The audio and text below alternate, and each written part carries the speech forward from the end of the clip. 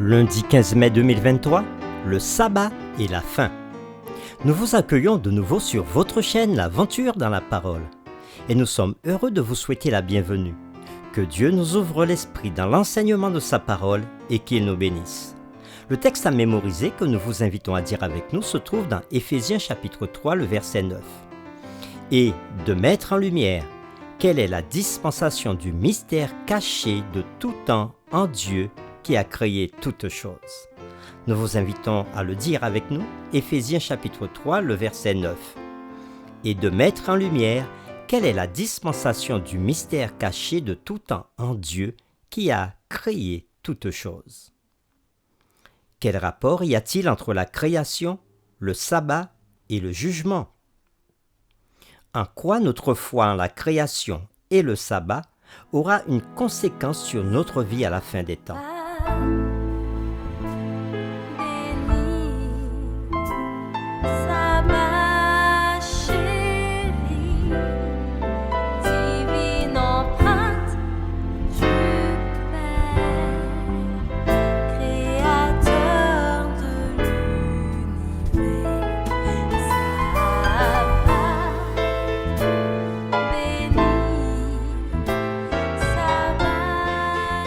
La réflexion de cette semaine nous aide à répondre à ces questions et aujourd'hui, nous le faisons avec la séquence le sabbat et la création.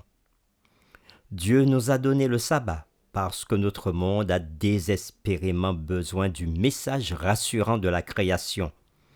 Au milieu des années 1800, alors que l'hypothèse de l'évolution prenait d'assaut le monde intellectuel, Dieu a envoyé un incroyable message d'espérance.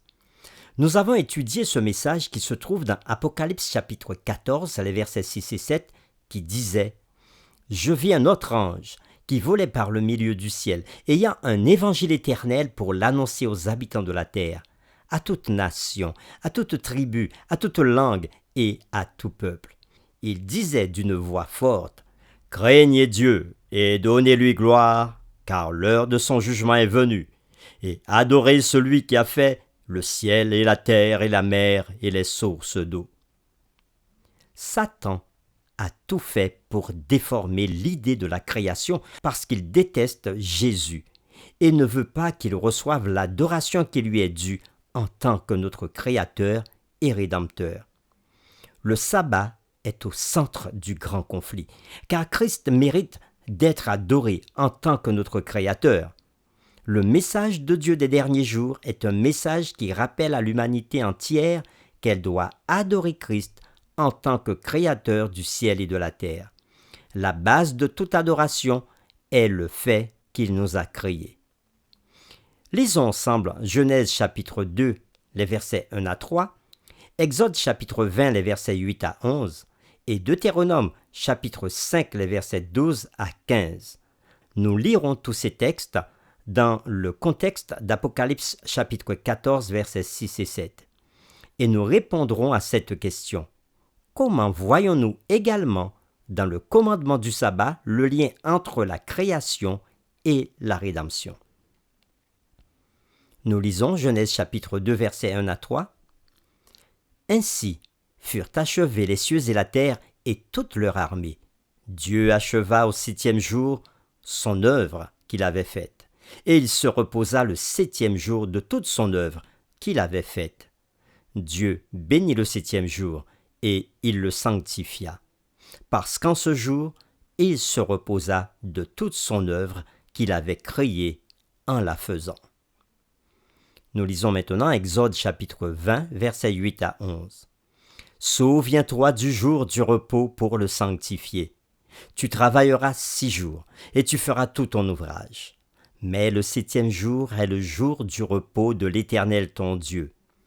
Tu ne feras aucun ouvrage, ni toi, ni ton fils, ni ta fille, ni ton serviteur, ni ta servante, ni ton bétail, ni l'étranger qui est dans tes portes.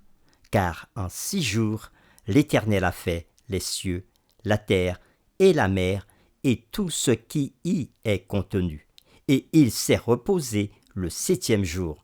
C'est pourquoi l'Éternel a béni le jour du repos et l'a sanctifié.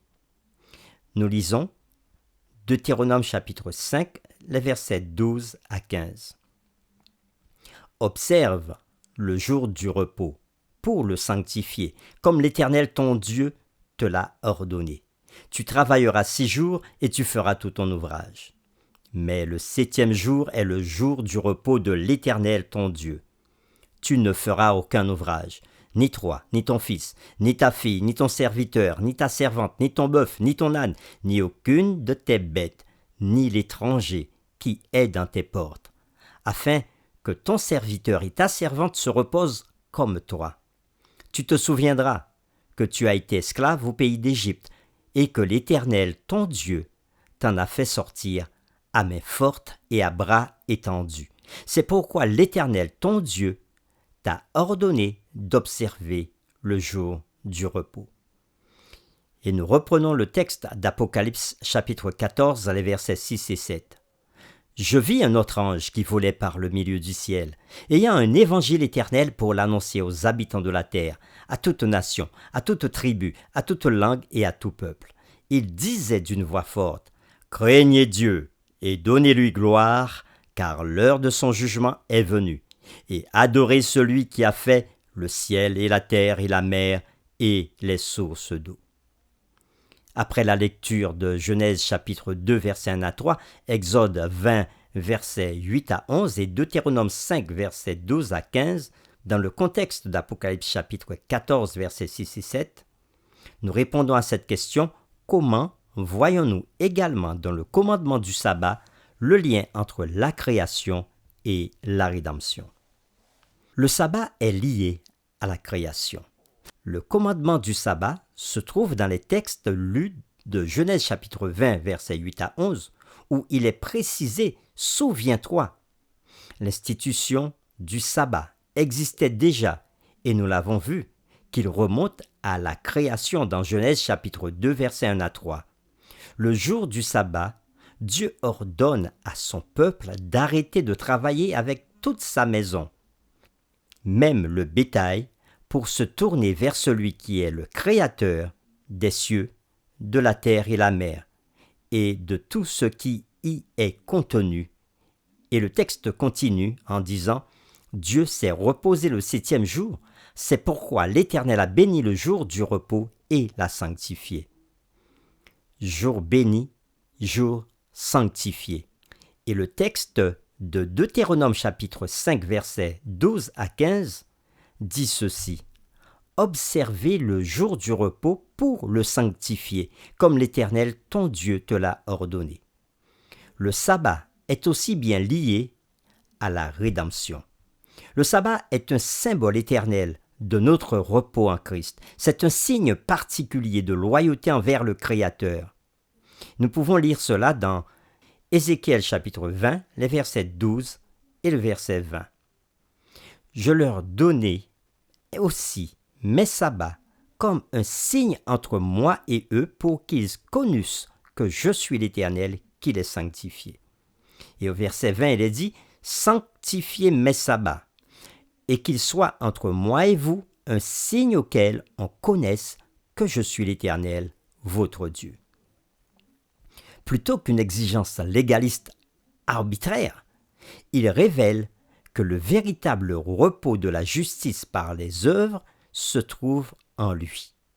Le sabbat parle d'un Dieu qui accomplit pour nous ce que nous ne pourrions jamais faire par nous-mêmes.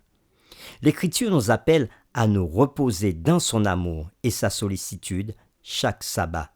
Le sabbat est le symbole du repos et non des œuvres de la grâce et non du légalisme, de l'assurance et non de la condamnation, du fait de dépendre de Dieu et non de nous-mêmes.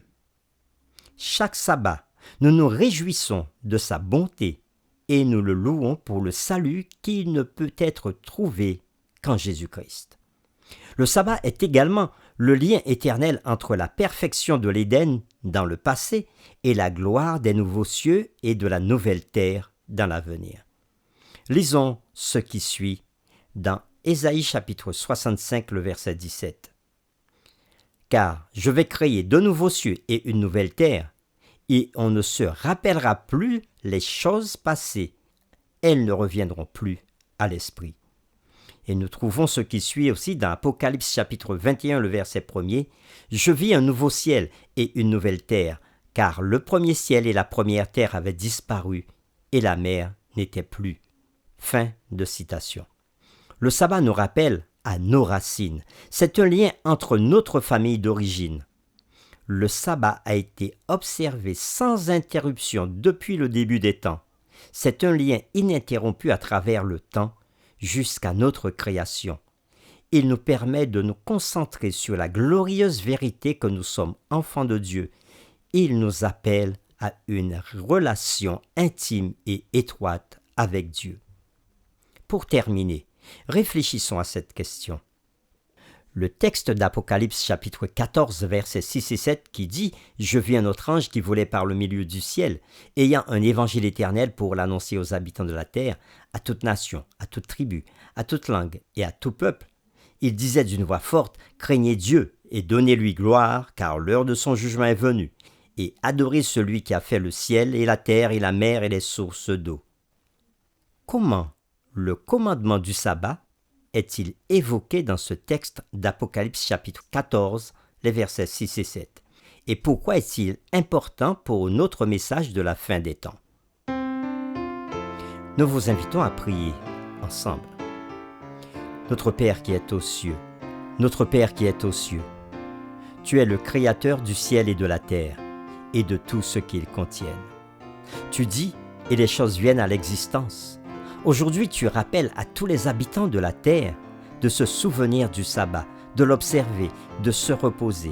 Parents, fils, filles, libres, esclaves, animaux. Oui, tu nous appelles tous à sanctifier ce jour en se rappelant que c'est toi le Créateur de toutes choses.